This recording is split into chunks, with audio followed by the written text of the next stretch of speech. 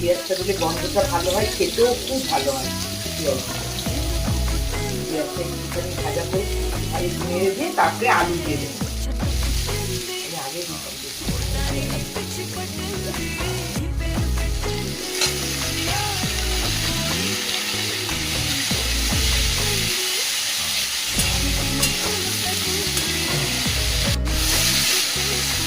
আগে এই যে এখন আমি এই আলু দিয়ে দিলাম, এখন একটা নাড়াচাড়া করে একটু ঢাকা দেবো, কেননা নুন দিলে জল হয়ে যাবে আর এটা একদম গলে যাবে। সেজন্য একটু ডাকড়াটো মতন থাকলে খেতে তো ভালো লাগবে ভাজাটা, সেজন্য নুনটা একটু পরে দেবে।